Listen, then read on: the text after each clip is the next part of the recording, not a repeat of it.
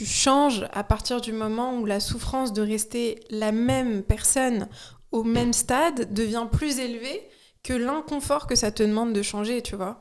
Et forcément, moi, à ce stade-là, j'étais beaucoup trop inconfortable dans cette réalité-là. D'accord. Et je savais que...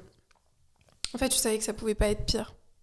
J'en étais sûre. Et je me suis rendu compte que j'étais pas du tout épanouie dans cette expérience de travail, mais finalement, dans aucune des boîtes dans lesquelles j'ai travaillé, j'étais pas épanouie, tu vois.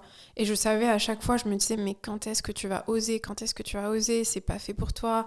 Tu sais que c'est pas fait pour toi. Je sentais en moi la volonté d'entreprendre. J'ai toujours su que je voulais entreprendre. La liberté, c'est trop important.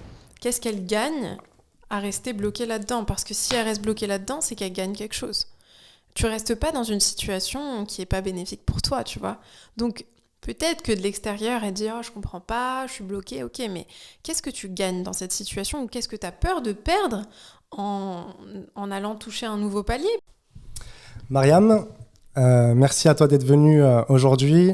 Merci à toi. Les auditeurs, je ne sais pas si vous connaissez Mariam, mais c'est quelqu'un que je suis et que j'admire depuis pas mal de temps maintenant. Merci beaucoup. Je te suis à travers tes réseaux et surtout via Instagram. J'ai plein de questions à te poser. Bien et sûr. Je pense que les auditeurs seront contents d'avoir ton témoignage. Alors déjà, peut-être que je te propose de te présenter. Bien sûr. Je m'appelle Mariam Gaderi, je suis coach de vie, podcastrice. J'ai aussi mon podcast qui s'appelle Mariam Gaderi le podcast. Je suis auteure et je fais de l'accompagnement dans le développement personnel, du coaching, et du coup je suis aussi créatrice de contenu.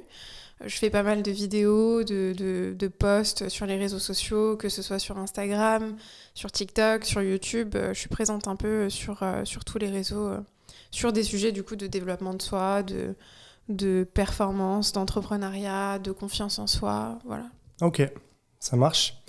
J'aime bien commencer mes interviews et le format podcast sur vraiment peut-être le point de départ.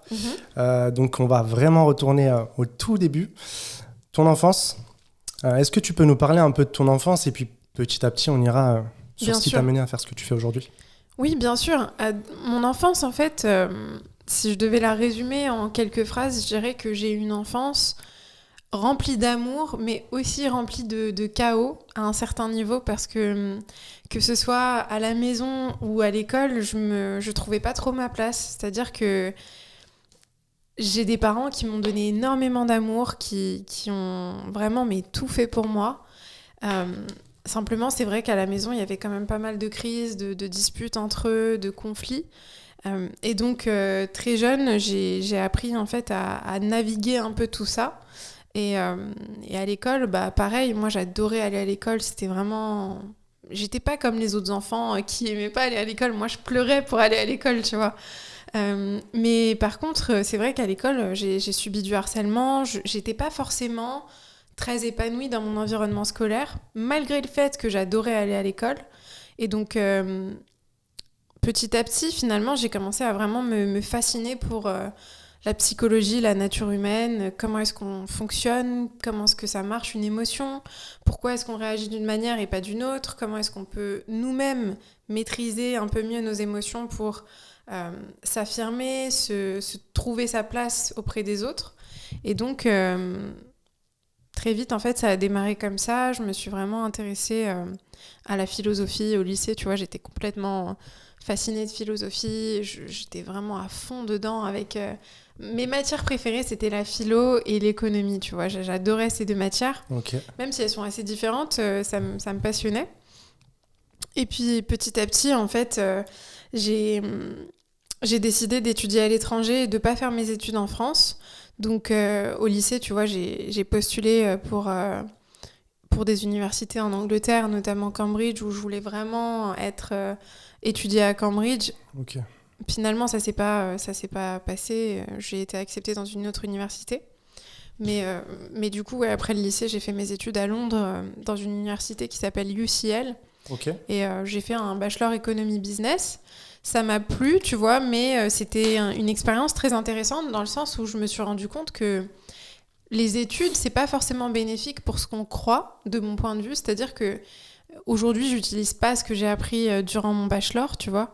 Par contre, pour moi, ce qui est très bénéfique dans les études, c'est vraiment l'environnement dans lequel t'es. Je trouve qu'on se rend pas compte à quel point l'environnement dans lequel on est impacte la personne qu'on est et les résultats qu'on va avoir, tu vois. Ok, hyper intéressant.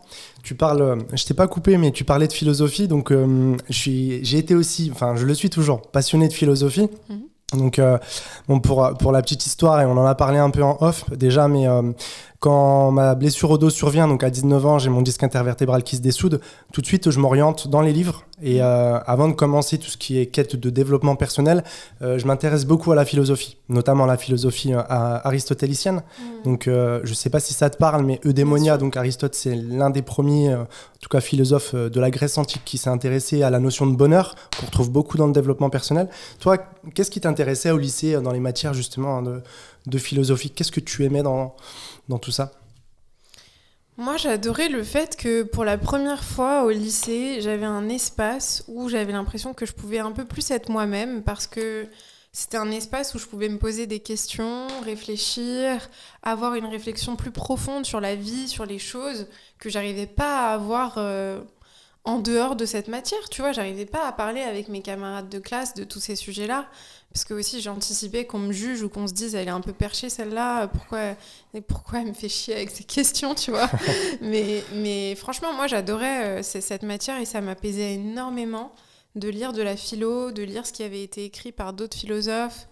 J'avais ce sentiment un peu d'intemporalité, tu vois. Je me sentais connectée en fait d'une manière différente et parce que j'avais le sentiment que les réflexions que j'avais, il y avait plein d'autres personnes qui les avaient eues avant moi et qu'on pouvait d'une certaine manière, à travers les livres, à travers la philo, me guider sur ces réflexions-là. Ok, super. Et donc, bon, t'es plutôt scolaire. Comment ça se passe après dans ton cursus? Tu t'arrêtes où en termes d'études et qu'est-ce que tu fais juste après tes études? Alors, je m'arrête au bachelor. J'étudie à Londres pendant 3 ans et je m'arrête au bachelor. Je fais pas de master, tout simplement parce que je me rends compte que ça ne m'apporte pas assez.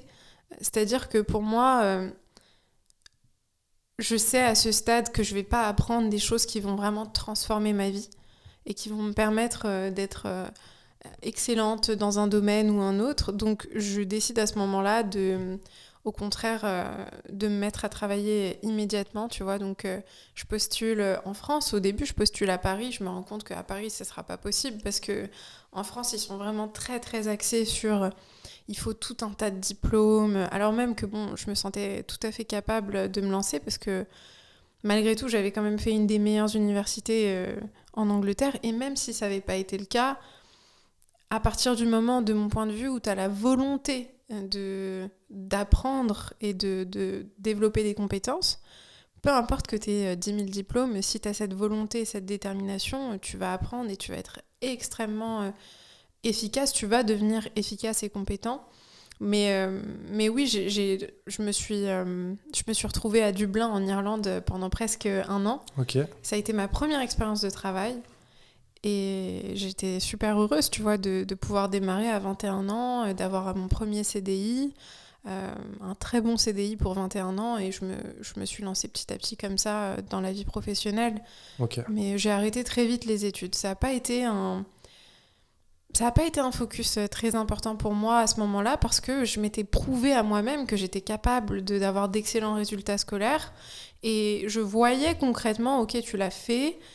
T'es allé en Angleterre, t'as étudié dans une université qui est excellente, t'as eu des très bons résultats. Maintenant, qu'est-ce que tu vas en faire de tout ça, tu vois? C'était plus ça, ma réflexion. Ok. Et j'ai vu quelque part que tu étais responsable du bonheur d'une Oui, Chief entreprise. Happiness Officer, ouais. C'est ça, c'était à Dublin? C'était à Paris, À en Paris, fait. ok. Juste après mon expérience à Dublin, je suis revenue à Paris. Ok. Et j'ai eu quelques expériences de travail qui ont été plus ou moins intéressantes. Et ensuite, je suis tombée sur ce job qui était du coup Chief Happiness Officer dans une entreprise dans la tech. Et du coup, oui, j'étais en charge de m'occuper du bien-être, de la culture d'entreprise, de la cohésion des équipes, des événements, du recrutement. Et donc, j'ai fait ça pendant presque 2 ans. Ok. Et donc, combien de temps tu vas rester dans le salariat? Qu'est-ce qui fera que tu t'orientes plutôt dans l'entrepreneuriat? Parce que là, à l'heure actuelle, t'es plutôt une entrepreneur plutôt accompli. Comment ça s'est passé cette transition? Je suis restée à peu près 4 ans dans le salariat. Ouais, pratiquement 4 ans, de 21 ans à 25 ans. Ok. Euh, et la transition, elle s'est faite parce que je me suis rendu compte que j'étais pas du tout épanouie dans cette expérience de travail, mais finalement dans aucune des boîtes dans lesquelles j'ai travaillé, j'étais pas épanouie, tu vois. Et je savais à chaque fois, je me disais, mais quand est-ce que tu vas oser? Quand est-ce que tu vas oser? C'est pas fait pour toi. Tu sais que c'est pas fait pour toi. Je sentais en moi la volonté d'entreprendre. J'ai toujours su que je voulais entreprendre. La liberté, c'est trop important pour moi.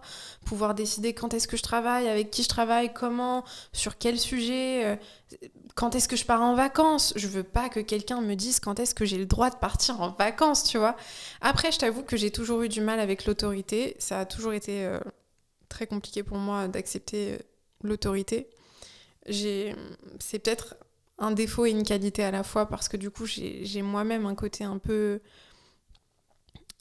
C'est très important pour moi d'être l'autorité dans ma vie à moi, tu vois. Je veux pas que qui que ce soit l'autorité à ma place dans ma vie, tu vois. Et donc, à ce moment-là, ça se passe très mal avec mon manager. Mon ex, qui m'avait quitté quelques temps avant, était dans la même boîte que moi. Et donc, tout se mélange, tu vois. Il y a cette relation avec mon manager qui est hyper douloureuse. Je me sens humiliée, tu vois, quotidiennement. Je suis mise de côté dans certaines réunions. On donne mes responsabilités à des personnes qui viennent d'arriver depuis une semaine. Donc, petit à petit, je me sens plus du tout contribuer à l'entreprise. Et je commence à vraiment ressentir des symptômes de burn-out. Je me sens déconnectée totalement de moi-même. J'ai plus envie de rien faire. Je me réveille la boule au ventre. Je vais en réunion, j'en ressors et je m'effondre en larmes à plusieurs reprises, tu vois. Et je me rends compte qu'à ce moment-là, si je pars pas maintenant, déjà je le ferai jamais parce que j'ai 25 ans à ce moment-là, j'ai rien à perdre. Je veux dire, si je prends pas ce risque maintenant, quand est-ce que je vais le prendre ? Et donc je pars en me disant, cette fois-ci, je me laisse pas de plan B et je vais réussir à trouver ma voie, tu vois.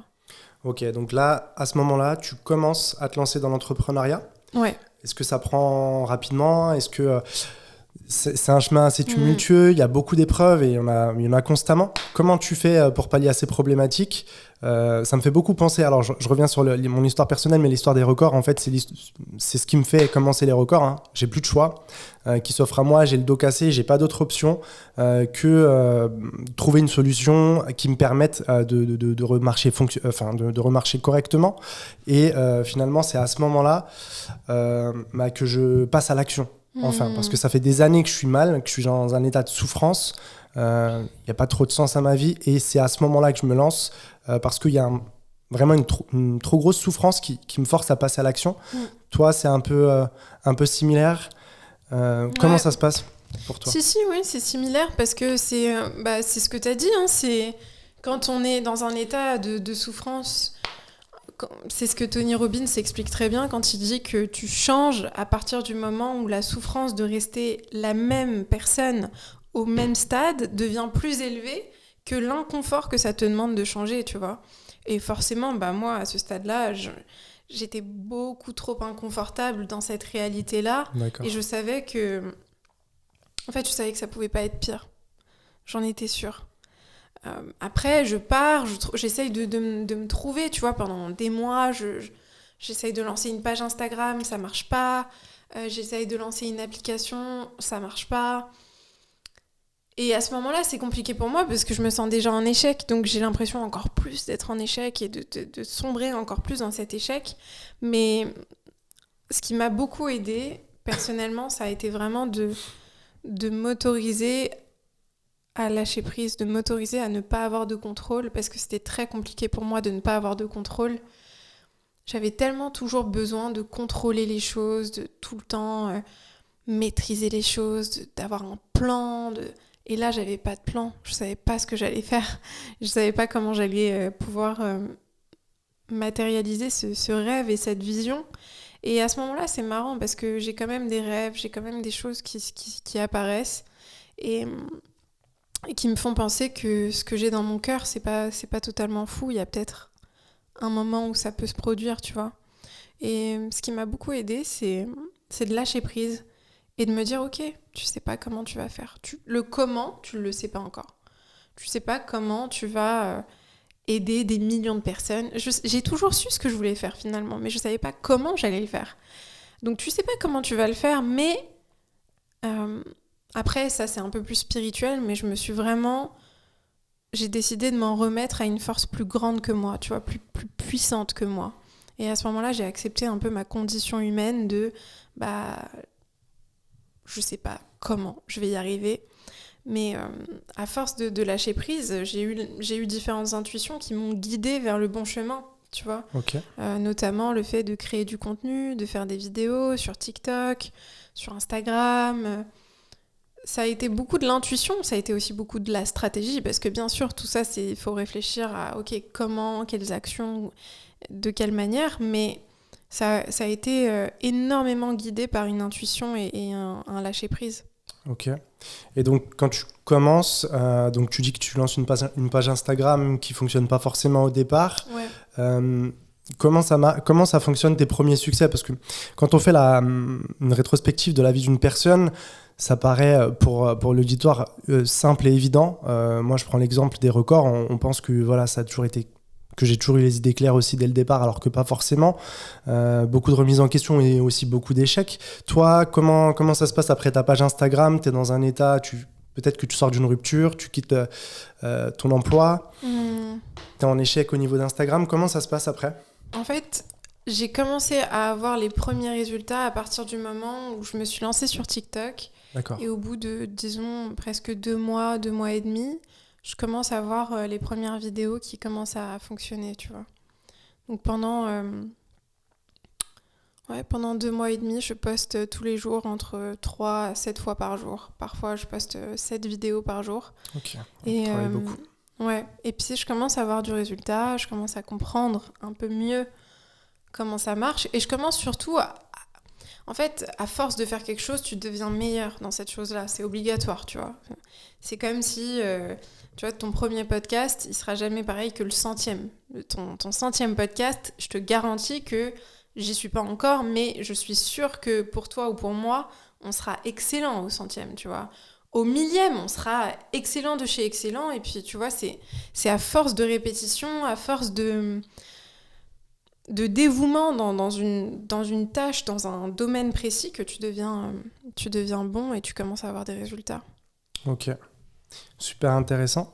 J'ai lu quelque part que tu avais écrit aussi un livre, si je ne me trompe pas. Alors, c'est pas un livre, c'est un journal de bord, tu D'accord. vois. C'est vraiment plus un outil, un carnet d'écriture pour les personnes hypersensibles. En fait, je voulais vraiment leur proposer un outil qui permette aux personnes qui ont tendance à voir l'hypersensibilité comme un fardeau, de pouvoir travailler sur leurs émotions, leur hypersensibilité, et tous les jours pouvoir revenir sur leur journal, écrire, faire des exercices.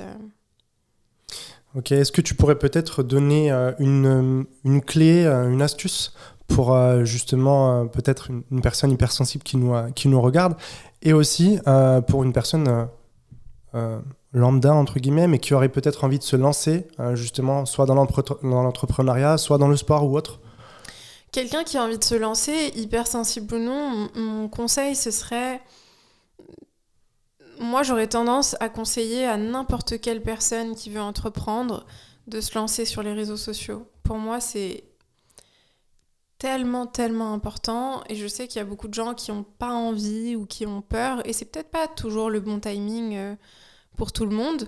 Mais à un moment ou un autre, j'aurais tendance à dire à ces personnes-là, lancez-vous, parce que développer votre présence sur les réseaux et développer votre marque personnelle, c'est quelque chose qui va tellement vous apporter, non seulement à un niveau professionnel, au niveau de votre projet, de votre business, mais c'est surtout que ça va t'apporter tellement humainement, de t'exposer autant, de confronter le regard des autres, d'être tout le temps, sans cesse confronté au regard des autres, c'est très challengeant, mais c'est extrêmement formateur.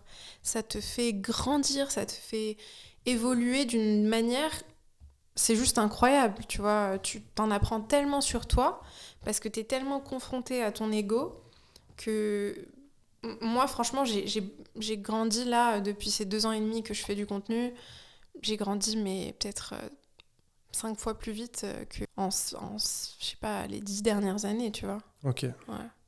Ok, alors c'est parfois aussi la jungle de s'exposer sur les réseaux sociaux. Toi qui as plutôt une grande communauté, en plus tout réseau confondu, comment tu gères le regard des autres ou la critique, s'il y en a? J'ai pas trop vu de personnes avec des commentaires assez négatifs sur toi, mais comment tu le gères si ça arrive?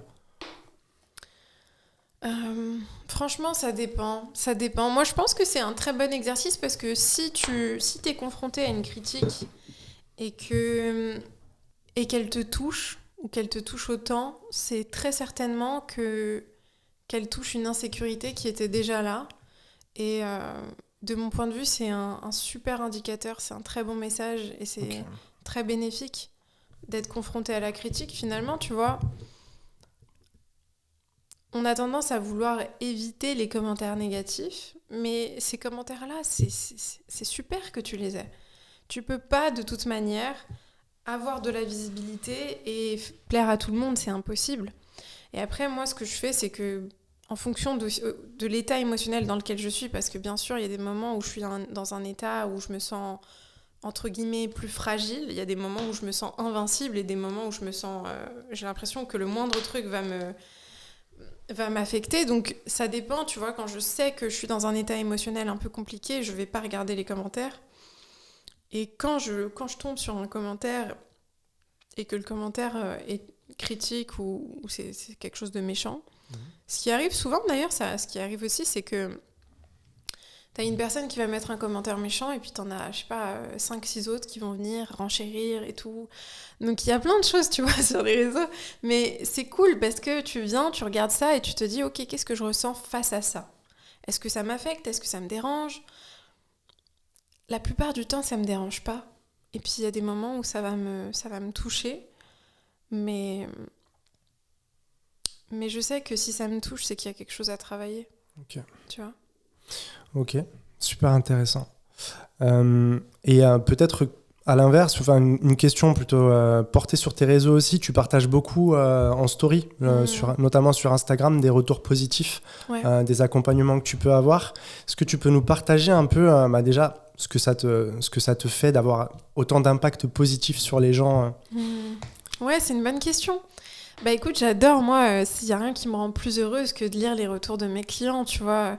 Quand j'ai créé ma formation Nouveau Départ, mon seul objectif, c'était que les personnes qui rejoignent l'aventure Nouveau Départ, qu'elles aient des transformations de dingue, tu vois, et que toute la méthode que moi j'ai appliquée sur moi-même, que je puisse la transmettre à mes clients et qu'ils aient un protocole hyper clair à appliquer, qu'ils puissent se sentir vraiment soutenus, qu'ils aient une communauté qui les comprenne, qui soit bienveillante, qui les soutienne. Et c'est ce que j'ai réussi et c'est ce que je crée au quotidien avec les membres de la communauté, tu vois. Mais ouais, ce que ça m'apporte, c'est tellement de joie, j'ai pleuré plein de fois face à des témoignages qu'on m'a fait. Surtout qu'à chaque fois, c'est des témoignages spontanés, tu vois, de personnes qui...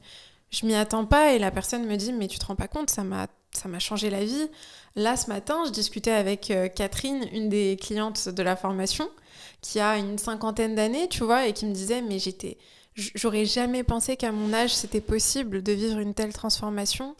Ça m'a tellement changé la vie et beaucoup plus que en des années de thérapie, tu vois. » Donc, non, c'est énormément de bonheur. C'est vraiment un bonheur de dingue et je pense que justement, quand il y a des moments où c'est dur, où tu vois, il y a des moments où tu peux être découragé, surtout quand tu entreprends, parce que c'est jamais très simple, tu vois. On peut croire de l'extérieur que tout est facile, mais non, c'est jamais simple. Quand je peux être découragée ou perdue, ou je me sens... je me sens pas au top du top, je lis leurs commentaires et leurs témoignages et ça fait du bien et ça donne beaucoup de force. Est-ce que là où tu en es actuellement, tu as parfois envie Soit peut-être de tout arrêter ou de changer un peu de voie ou Non. justement c'est tellement positif que ça te... Non, en fait, c'est même pas, ça me traverse même pas l'esprit. Et même quand c'est très très dur. Ok. Je pense jamais à arrêter et à changer de voie. Non, parce que en fait, je le vis tellement. C'est dans mon corps, tu vois. Ce que je fais, c'est comme respirer pour moi. C'est vraiment comme respirer. J'ai l'impression que si je devais le décrire, ce serait ça. Hein. C'est pour ça d'ailleurs que quand on me dit « Ah, tu travailles beaucoup », je me dis « Non, pas du tout, je travaille pas beaucoup ». J'ai pas du tout le sentiment de travailler parce que pour moi, travailler, s'il y a un côté où tu forces quelque chose, bien sûr, il y a des moments où je force parce qu'il faut que je passe à l'action, mais c'est naturel, c'est très naturel. Et du coup, non, j'ai pas trop ce ressenti. Ok, ça marche. Tu nous parlais tout à l'heure de l'accompagnement nouveau départ. Instant pub, non. Je suis pas payé pour ça, en tout cas. Parle-nous un peu justement de ton accompagnement nouveau départ. C'est quoi? T'en parlais un peu, mais si tu pouvais rentrer un peu plus dans le détail. Bien sûr. L'accompagnement nouveau départ, c'est un programme que j'ai créé et qui comprend toute une partie formation vidéo avec 29 sessions vidéo. Et en fait, à quoi ça sert? C'est un accompagnement qui te guide de A à Z dans ta transformation. C'est fait pour les personnes qui veulent prendre un nouveau départ, que ce soit dans leur business, dans leur vie professionnelle, dans leurs finances, dans leurs relations amoureuses ou dans leurs relations de manière générale, et qui ont vraiment envie de transformer leur état d'esprit, de reprendre confiance en eux et de réveiller leur souveraineté, parce que moi, c'est ce que je vois et c'est ce que j'ai vécu pendant longtemps. C'est cet état un peu de passivité dans sa propre vie, où tu sais pas trop où te diriger, où tu laisses un peu les autres impacter, influencer tes choix. Et le but de l'accompagnement, c'est vraiment de donner des clés et des outils aux personnes qui ont envie de se recentrer, qui ont envie de prendre confiance en elles et de mettre fin à des schémas qui ne leur correspondent pas, tu vois. Okay. Ça correspond vraiment, c'est-à-dire qu'il y a des personnes qui en ressortent... Qui ont arrêté une relation qui était toxique ou d'autres qui ont fait émerger une nouvelle version de leur couple, où il y a des personnes, par exemple, qui se sont lancées dans l'entrepreneuriat, ou tu vois, il y a tellement de cas différents. Mais la ligne directrice de tout ça, c'est vraiment que c'est un accompagnement pour les personnes qui ont envie de mettre en place du changement dans leur vie et de prendre un nouveau départ, peu importe le domaine de vie. Ok. Est-ce que tu aurais un exemple peut-être qui t'a marqué depuis que tu as lancé ce programme, nous partager justement un gros changement chez une personne? Il y en a plein, tu vois. Je pense par exemple à Saïda qui nous avait rejoint il y a quelques mois et dans le groupe de la communauté, elle partageait qu'en fait, elle était complètement bluffée du fait que elle avait réussi à parler devant 300 personnes, ce qui était complètement fou pour elle, tu vois. Et je sais ce que c'est de faire un... Toi aussi, tu sais ce que c'est, tu vois, de faire un truc qui te paraît mais complètement dingue. Le sentiment que t'as, en fait, c'est indescriptible. Vraiment, je trouve qu'il y a très peu de mots qui décrivent l'émotion que t'as quand tu fais quelque chose que tu pensais impossible à faire. Et ouais, je pense à Saïda, par exemple, qui a pris la parole devant 300 personnes. Je pense à, tu vois, une autre femme qui nous avait rejoint, qui était en dépression postpartum et qui a réussi à mettre fin à une relation toxique et à lancer son business. Et pour la première fois, elle me disait j'ai jamais eu confiance en moi pour me lancer dans quelque chose comme ça, d'aussi effrayant. Je sais pas si ça va marcher, mais j'ai confiance en ma capacité à rebondir pour la première fois. Et tu vois, c'est ça le but pour moi. Le but, c'est pas de...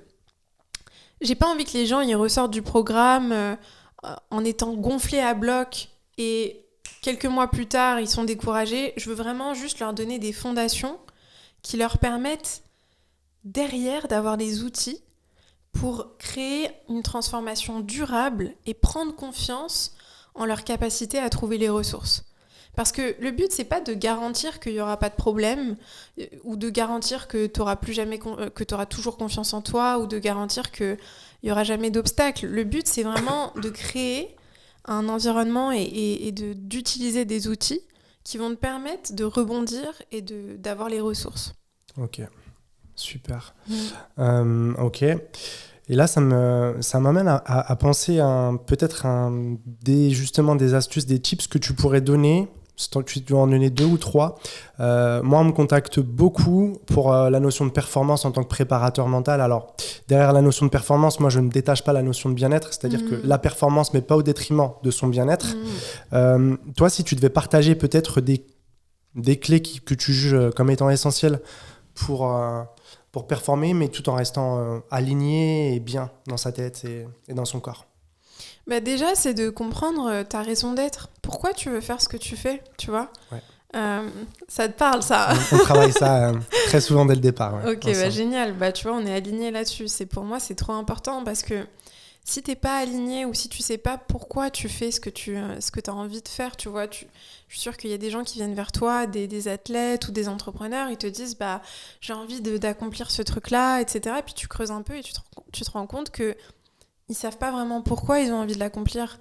Donc forcément, à un moment donné, tu vas être en résistance, tu vas le faire, tu vas passer à l'action, mais tu vas pas comprendre pourquoi tu performes pas forcément bien ou tu vas peut-être même faire un burn-out ou autre parce que tu vas t'épuiser dans le sens où t'es pas aligné entre pourquoi tu fais ce truc-là et l'action en elle-même. Donc je trouve que c'est super important d'être très clair sur la raison pour laquelle tu fais ce que tu fais. Et quand tu mets de la clarté sur ça, ça te permet d'avoir une vision beaucoup plus claire de la stratégie à suivre de manière durable pour que ça marche et pour que tu évites justement de t'épuiser. Et je pense que justement en termes de performance, tu es beaucoup plus performant quand quelque chose est juste pour toi. C'est-à-dire que c'est pas quelque chose que tu as internalisé, c'est pas un objectif que tu as intégré des autres, c'est un objectif qui vient vraiment de ton cœur. Et la raison d'être de cet objectif, elle va bien au-delà de tu vois, plaire aux autres ou... Non, c'est quelque chose de plus profond. Donc, pour moi, c'est vraiment très important de se reconnecter à ça. Et après, même quand t'es clair sur ça, parfois, tu vas beaucoup, beaucoup forcer. Tu vas dire oui à plein de choses. Tu vas pas forcément te poser la question pourquoi je fais ce truc-là. Quand tu commences à te poser ces questions-là, tu peux te recentrer et récupérer l'énergie qui te manque pour performer, tu vois. Je pense que tu performes au max quand t'es vraiment aligné et tu sais aussi prioriser, tu vois. Tu sais dire non, tu sais rester focus. C'est hyper important de mon point de vue. Ok, super intéressant. Effectivement, on a les mêmes bases de travail. Je reprends juste Bien sûr. mes notes. Il y a une question effectivement que je pose pas forcément souvent. Alors, peut-être rien à voir directement avec l'interview, mais peut-être tes inspirations. Là, si tu pouvais avoir l'occasion de parler avec quelqu'un, que cette personne soit présente actuellement ou qu'elle soit née il y a 2000 ans, avec qui t'aimerais parler et qu'est-ce que t'aimerais apprendre de cette personne ? J'aimerais parler avec Tony Robbins pour la partie performance, justement. Ok. Et pour la partie prise de parole en public, je trouve qu'il est excellent là-dedans. Pour le coaching aussi, c'est un excellent coach. J'aimerais parler avec, par exemple, un entrepreneur comme Alex Hormozy pour la partie plus business, tu vois. Business, marketing, etc. Mais aussi pour la partie mindset, parce que je trouve qu'il est intéressant sur pas mal de choses. Tom Bilyeu, c'est une grosse inspiration pour moi. C'est un entrepreneur américain qui m'a beaucoup inspirée, que j'écoute depuis des années. Tu vois, depuis que j'ai découvert le dev perso, ça a été une de mes plus grandes inspirations. J'adorerais parler avec lui. Un entrepreneur avec qui j'aimerais bien parler aussi, ce serait Steven Bartlett par rapport à son podcast, parce que je le trouve excellent dans le podcast. Donc tu vois, il y a différentes personnes comme ça avec qui j'aimerais beaucoup échanger. Ok, super intéressant. Je reviens un peu sur la notion de performance. Alors peut-être la performance, mais autour du sujet un peu de l'argent qui est parfois tabou en France. Est-ce que toi, tu es, on va dire, décomplexé avec ça? Et j'entends souvent des entrepreneurs sur Internet nous dire que quand on a des croyances par rapport à ça, ça peut nous bloquer à certains paliers. Là, je pense notamment à certains entrepreneurs. En faisant quelques recherches, on s'aperçoit que tous les ans, en France, on a plus d'1 million d'entrepreneurs. En tout cas, pour 2023, il y a eu plus d'1 million d'auto-entrepreneurs. Le salaire médian, c'était à peine 300 €. Donc, ça permet pas d'en vivre. Clairement, c'est un complément de salaire à ce stade. Est-ce que tu penses qu'il y a des croyances un peu à faire, à éliminer pour passer au niveau supérieur? Quel est ton point de vue? Oui, clairement. L'argent, c'est vrai que c'est un sujet très tabou en France.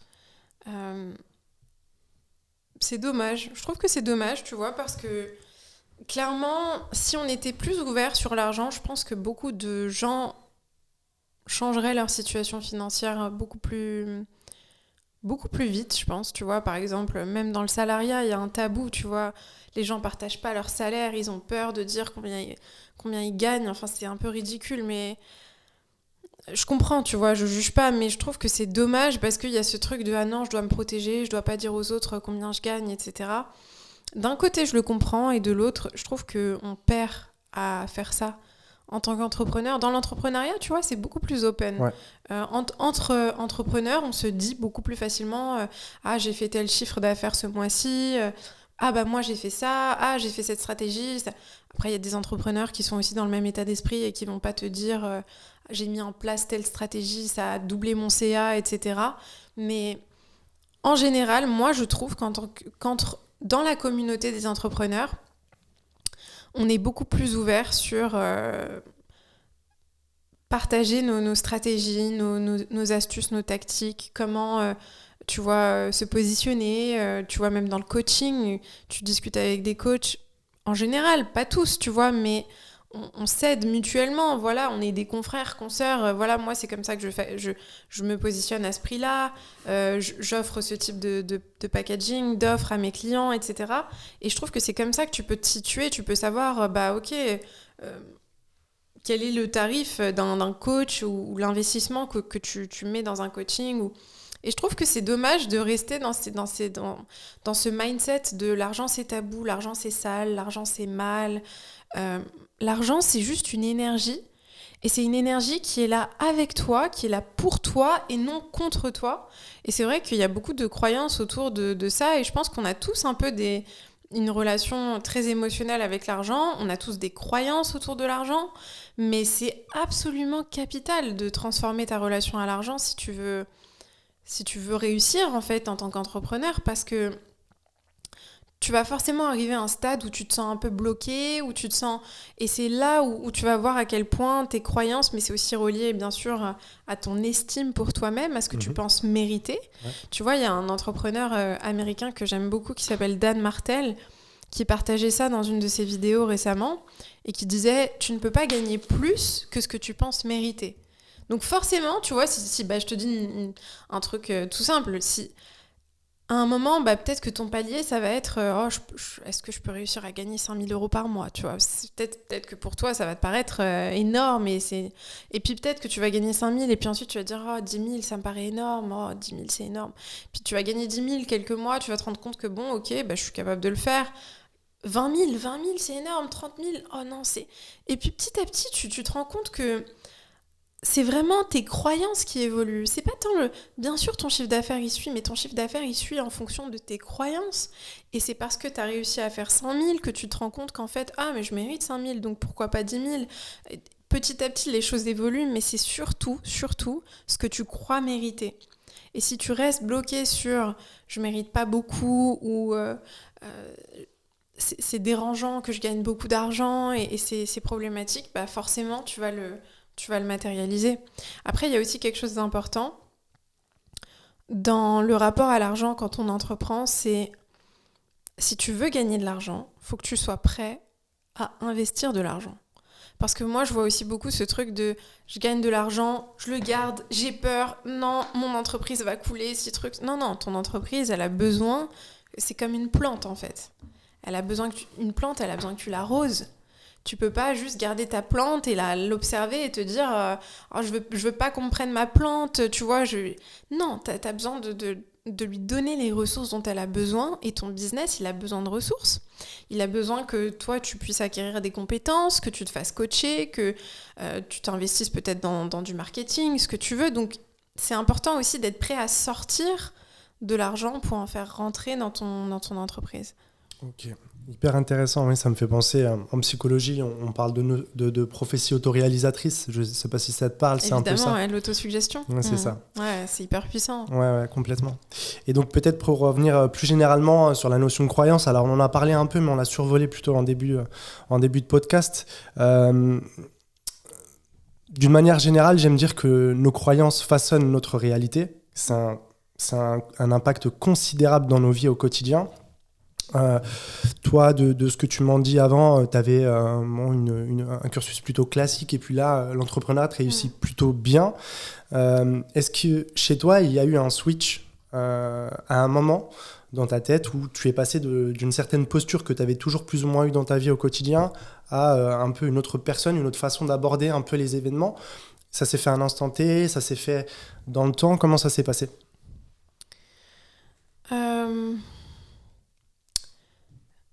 Franchement, ça s'est fait au fur et à mesure.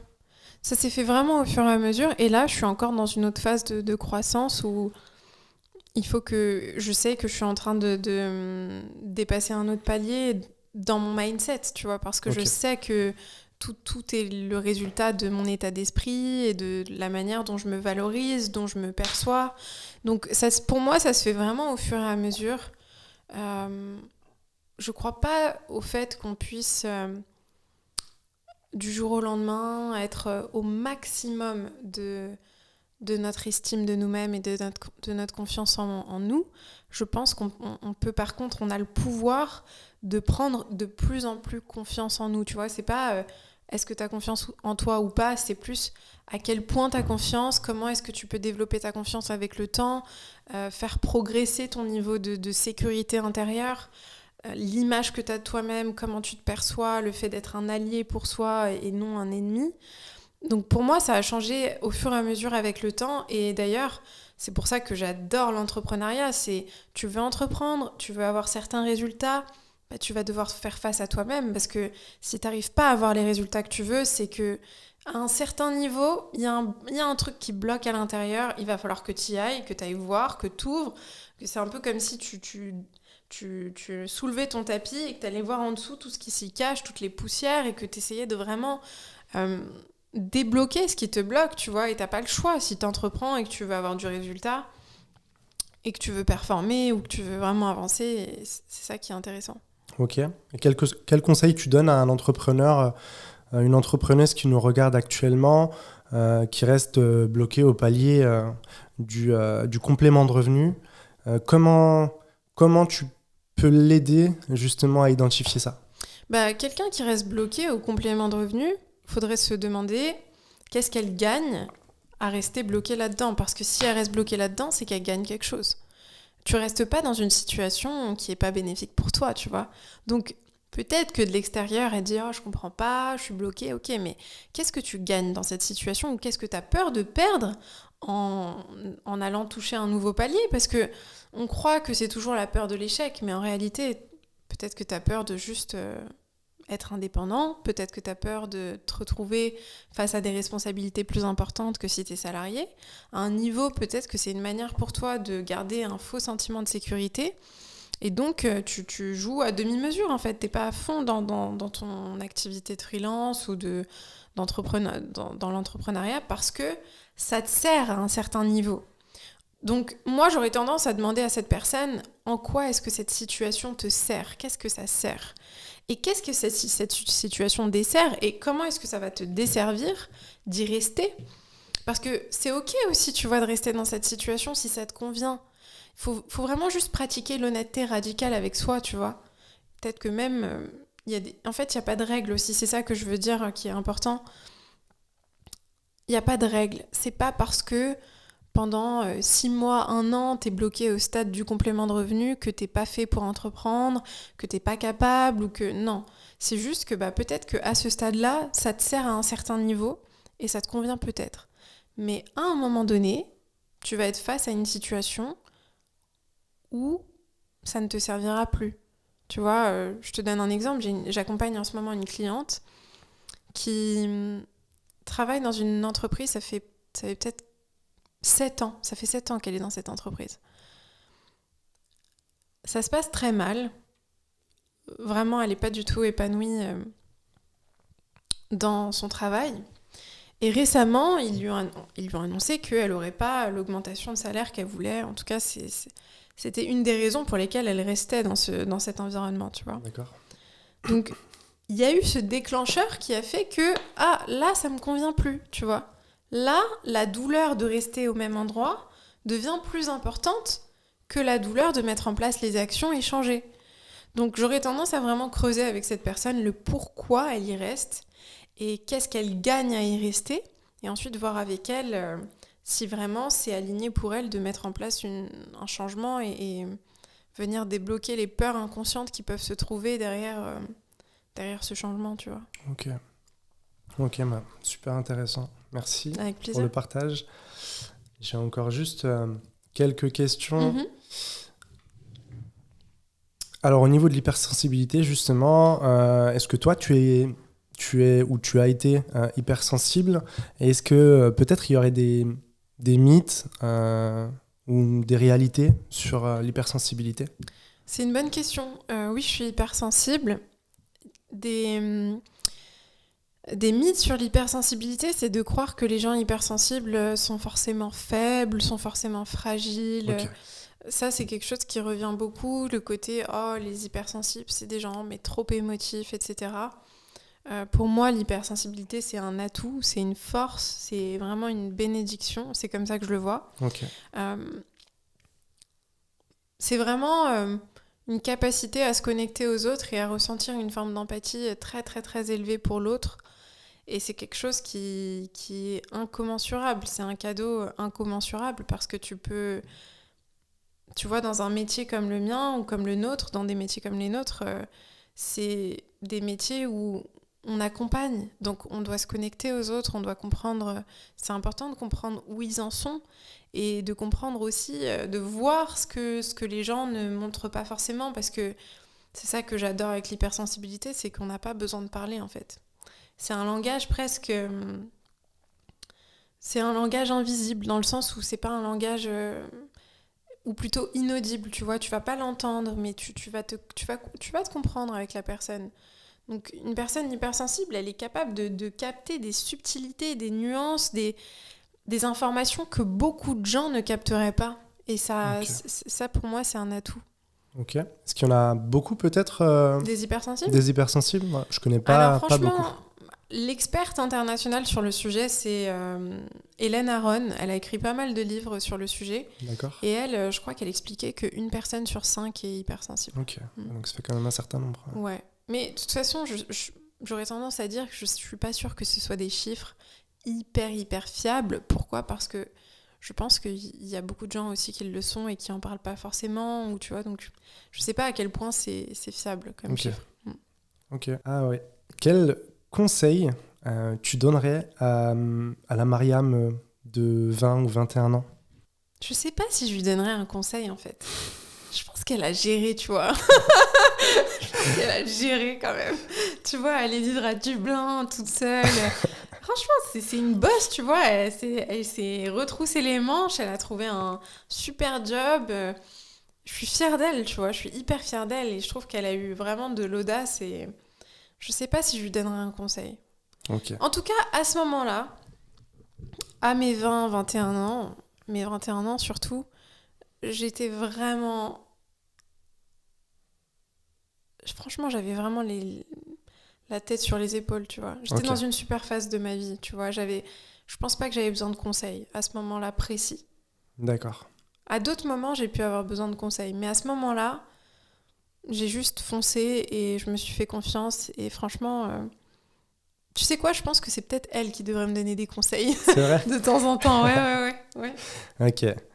Peut-être nous parler aussi de ton rapport donc aux émotions d'une manière générale, mais peut-être pour rentrer un peu plus dans le détail, moi en tant que prépa mental, j'aborde beaucoup la gestion du stress.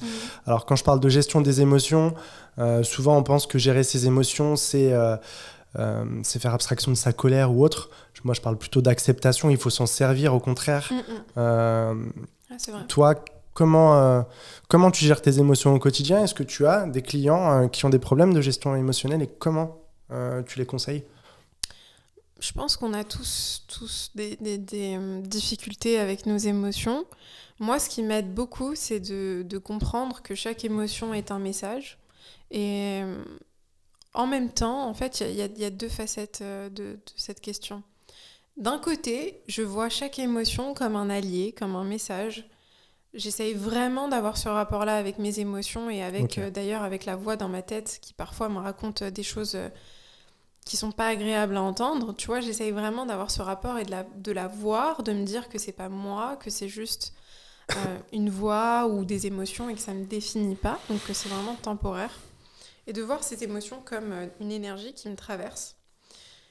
Et en fait, il y a quelque chose qui m'aide aussi beaucoup, c'est de pas donner trop d'importance à mes émotions non plus.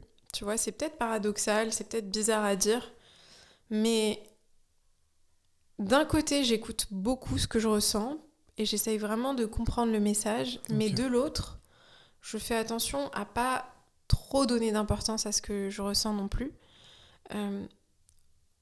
Pour la simple et bonne raison que je veux jamais laisser une émotion temporaire m'empêcher d'agir dans le sens où ça va m'être bénéfique, tu vois. Et très souvent dans le passé, j'ai fait ça. J'étais en colère, j'étais frustrée, j'étais triste, j'étais fatiguée, j'étais jalouse, j'étais envieuse ou quoi. Et je laissais ces émotions prendre le dessus sur moi et m'empêcher de mettre en place les actions qui allaient me permettre de créer une vie qui m'inspire. Et aujourd'hui, je ne veux plus du tout être dans ce mode de fonctionnement. Donc, ce que je fais, c'est que quand je ressens une émotion douloureuse, très souvent, je vais l'accueillir, je vais lui parler, je vais me parler. Je vais utiliser différents outils comme la respiration. Moi, ça m'aide énormément, personnellement, tu vois. C'est tout simple, mais juste prendre de grandes inspirations, bouger, avoir du mouvement, ça m'aide à faire circuler l'énergie. Mais ensuite, je laisse pas l'émotion diriger mes actions. Et donc ça, c'est très important pour moi. C'est tes émotions, c'est pas les leaders de ta vie, en fait. C'est toi le leader de ta vie. Accepte que tu vas avoir des émotions vraiment désagréables qui vont venir, tu vois. C'est un truc de fou à quel point on essaye de les éviter et on se dit non. En fait, même moi, je me vois parfois, je suis dans ce mécanisme où je réfléchis beaucoup, j'essaye de contrôler, où je me dis non, si j'y réfléchis beaucoup, ça va m'éviter d'être face à cette souffrance et donc je veux contrôler, etc. Mais en réalité, on peut pas. Toutes les émotions que tu vas ressentir sont inévitables, elles vont venir, elles vont te rendre visite. Moins tu vas leur accorder d'autorité plutôt que d'importance, c'est un meilleur mot, plus tu vas pouvoir créer et mettre en place les actions qui vont te permettre d'avancer. Ok, super intéressant. Tout à l'heure, en début d'explication, tu parles de la petite voix dans ta tête. J'aime beaucoup le dialogue interne, donc la façon dont on va se parler à soi-même, justement cette petite voix qu'on va avoir dans notre tête. Moi, dans mes accompagnements, j'aime bien aussi utiliser l'outil du gainage. Moi, clairement, ça a changé ma vie et ça a changé la vie de pas mal d'autres personnes sur les conseils que j'ai pu leur donner. Et alors en gainage, l'exercice de planche, je ne sais pas si ça te parle, c'est très vite ennuyant. Très vite, justement, on ressent une forme d'inconfort et on entend aussi très rapidement cette petite voix négative qui vient nous trouver un peu toutes les stratégies pour nous faire arrêter. Donc moi, je tiens en position de planche, je tiens 5 heures. Je te crois pas. Si. Non. Si. Non. Si, je t'assure. T'es un monstre, mais qui es-tu? Je suis face à qui, là? C'est de la préparation mentale. Non, 5 heures, oui. je te crois pas. Tu sais combien de temps je tiens, moi? En gainage? Ouais. Dis-moi. 1 minute. C'est ce qui est déjà très bien. Ah non, même pas, attends, je te dis des conneries. Non, je tiens 30 secondes x 2 avec une petite pause. Donc 1 minute au total, c'est le temps total. Mais c'est très bien. Non, tu rigoles, c'est Si. 5 heures, 5 c'est heures. énorme. 5 heures en planche. Et donc je sais pas si tu l'entends, cette petite voix, mais au bout de 30 secondes, le temps paraît terriblement long. On a envie d'arrêter. Et là, on a justement cette petite voix qui vient nous dire bon, c'est ennuyeux, stop, on arrête. Ça fait mal, ça brûle les épaules, ça brûle les abdos. En fait, on se trouve toutes les stratégies pour arrêter. Et donc là, ce dont j'aime bien parler, c'est justement de la notion de dialogue interne où on va devoir et on va apprendre à se concentrer sur cette petite voix positive qui va nous parler peut-être des bienfaits que ça va nous apporter à court, moyen et long terme. Donc moi, en l'occurrence, j'ai commencé cet exercice-là sur conseil d'un coach sportif pour atténuer mes douleurs dorsales. Donc je donnais beaucoup de sens à cet exercice-là. Mais en 5 heures, je pense que plusieurs milliers de fois, j'ai cette petite voix négative qui me dit attention, tu vas te faire mal au dos à nouveau, etc. etc. Mais j'ai appris à maîtriser, entre guillemets, mon dialogue interne et à éviter d'écouter cette petite voix, en tout cas assez rapidement. Bon, arrive à certains seuils où au bout de 5 heures, on est tellement fatigué de l'effort qu'on se met à l'écouter et c'est finalement ce qui nous fait arrêter. Moi, je reste convaincu que c'est plus mental que physique.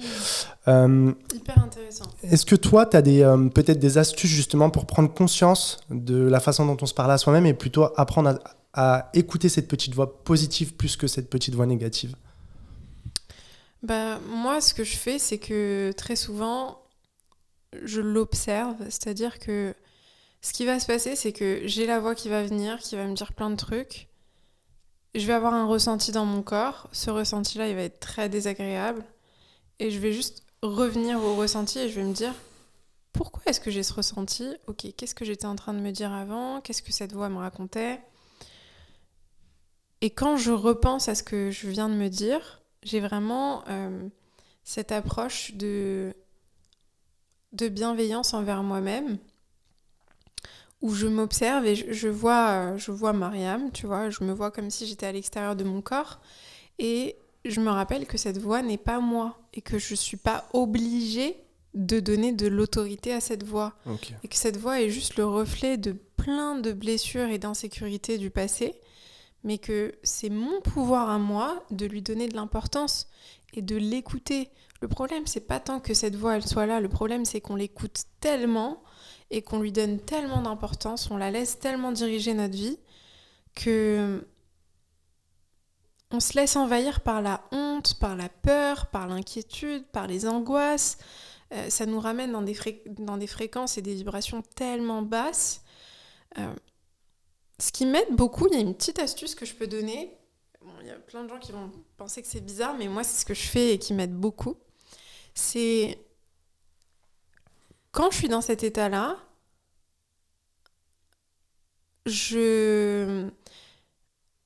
en général, c'est très souvent dans...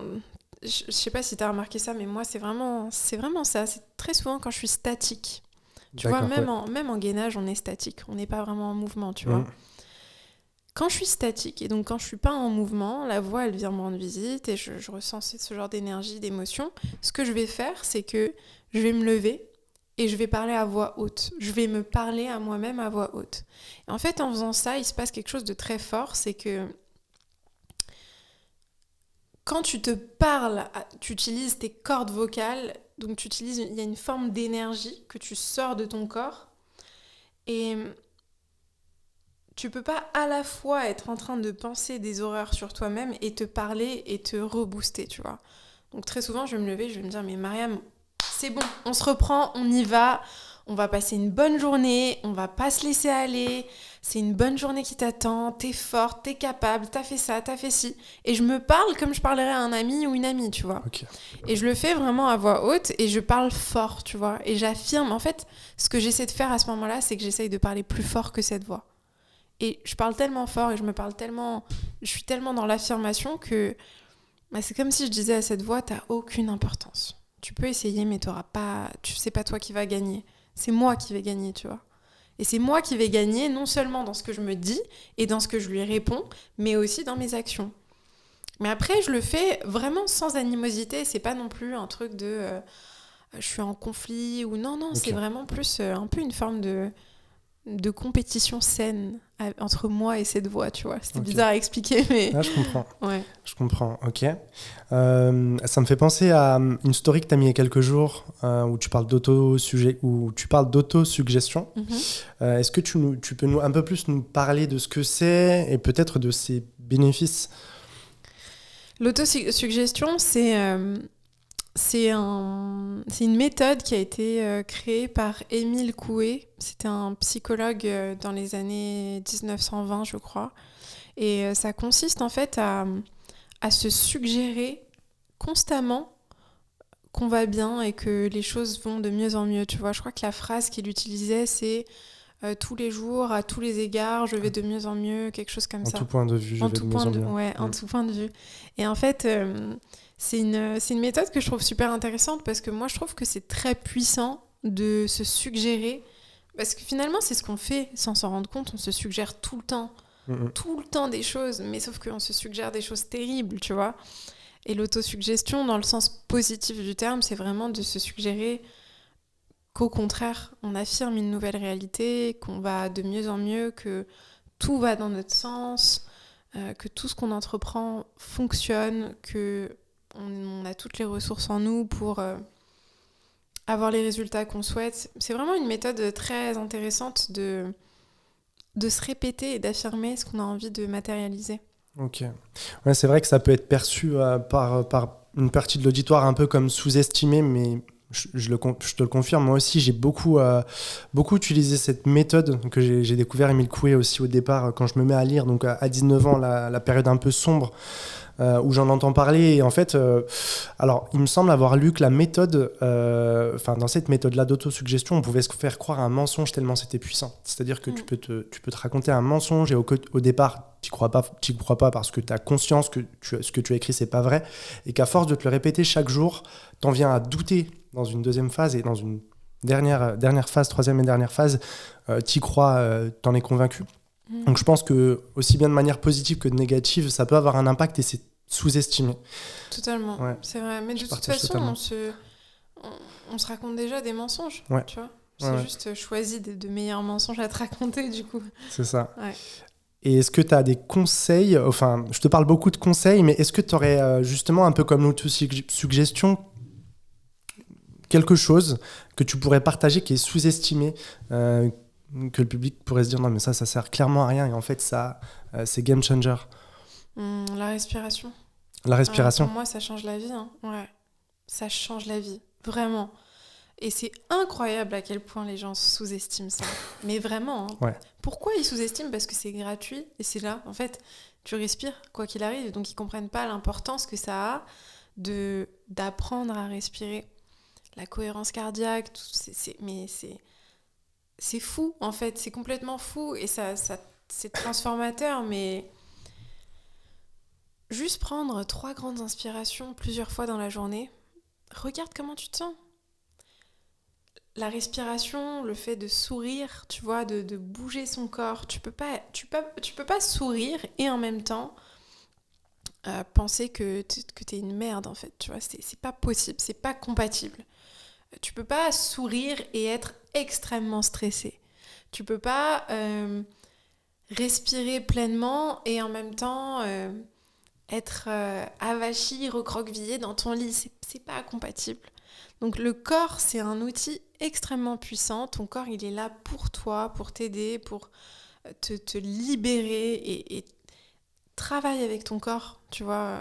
Tu es tellement bien placé pour le savoir et pour t'en parlerai, je suis sûre, 100 fois mieux que moi, mais je pense que le corps, c'est vraiment extrêmement puissant. Ouais, je suis totalement d'accord. Pour la petite anecdote, ça me fait penser à un accompagnement que j'ai eu récemment, où un dirigeant m'a contacté, donc vraiment dirigeant de très haut niveau en tout point, donc avec une grosse équipe à gérer. En fait, il était au bord de la rupture, où il sentait que ça allait pas. Donc j'ai bien vu dans sa demande qu'il y avait quelque chose à faire. S'il continuait comme ça, il y allait avoir peut-être des dégâts. Et je lui ai suggéré justement de commencer à connaître son corps par la respiration. C'est quelque chose qu'il n'avait jamais trop testé, il en avait entendu parler et il n'avait jamais trop voulu, donc je lui ai proposé. Et ce qui est intéressant, c'est que la fois où on se revoit peut-être un mois après.